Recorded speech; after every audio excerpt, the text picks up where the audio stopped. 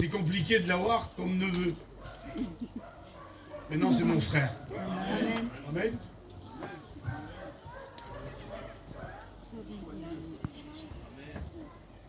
Bonsoir les frères et sœurs, les amis. Que Dieu vous bénisse. Merci Seigneur pour cette mission qui est dans notre région d'Albi. Et je salue tous les serviteurs de Dieu, les chrétiens, les chrétiennes. Que Dieu vous bénisse. Bon, il n'y a pas petit témoignage et grand témoignage. Quand on ne connaît pas Dieu, on est privé d'avoir de Dieu. J'ai un parcours pas facile, j'ai eu. Je vais rentrer dans le témoignage. Ça va être un peu long, mais je vais essayer d'être court. Moi, je suis un garçon. Je vais parler un peu, je ne parle pas de mon père, mais je vais parler un peu ce soir. Je suis poussé. Oh, j'avais un père qui était livré, il buvait. Et on s'est élevé. Moi, j'ai parti de chez moi. J'avais 15-16 ans. J'étais un homme qui j'ai parti à l'aventure. Parce que ça n'allait pas dans le foyer de mes parents. On n'a pas été élevé dans une famille chrétienne. On connaissait les choses de Dieu. On entendait parler de Dieu, mais on ne connaissait pas. Et moi, j'ai parti à l'aventure. J'ai fait ma vie, j'ai vécu dans les cités d'Albi là. J'ai commencé à Tchourave, j'ai commencé à faire des braquages, c'est 17 ans, 18 ans. J'ai commencé un métier qui n'était pas la gloire de Dieu. C'est pas pour me donner gloire ce soir, hein. Je donne gloire à Jésus, le passé c'est le passé. Mais c'est la vérité, un témoignage ça se dit. Et c'est pour édifier les frères et sœurs, et ceux qui ne connaissent pas Dieu c'est aussi. Parce qu'il y a des témoignages vivants. Je suis un miracle, les miracles, c'est bien, une guérison, mais un miracle. On est sûr de partir avec Dieu, c'est un bon miracle, je trouve aussi. Que Dieu vous bénisse. Et j'ai commencé à faire mon trafic de drogue. J'ai commencé à vendre petite quantité, et j'ai commencé à monter en grade. Et j'ai commencé à vendre du shit. Excusez-moi, hein, pour les anciens, pardon, je vous demande. J'ai commencé à trafiquer la cocaïne. Et sans m'apercevoir, j'ai tombé dans cette cocaïne. Sans m'apercevoir.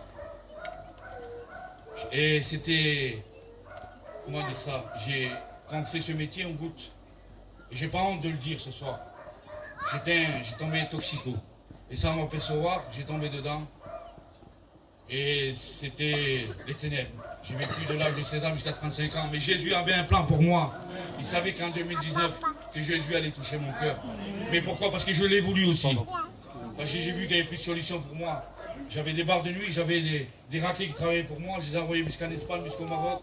Ici, j'étais un chef. Mais mon chef, c'est Jésus maintenant. C'est ça la plus belle chose. Un chrétien, j'ai la paix, je dors en paix. Et j'ai rencontré Jésus, le frère Nico, c'est ma famille.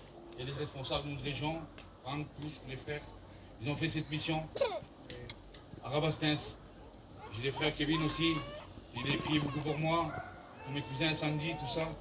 Et je me suis présenté, Kevin est venu me voir, je vais rentrer un peu dans les détails, dans la journée. Il me dit, bon, tu viens de la Réunion, j'ai pu plus tard, je n'avais pas dormi pendant 2 jours. Et ma vie était basée dans l'alcool, dans la drogue, dans les PMU. Je gagnais plein de lovés, c'est pas pour me donner gloire, mais ça que je gagnais, le diable me prenait, je jouais des 2-3 000 euros au tiercé, tous les jours. Et c'était comme ça. Ma vie, ma femme, c'est une Marocaine. J'ai vécu, elle n'avait pas la paix chez nous, on n'avait pas la paix. Je n'étais jamais là.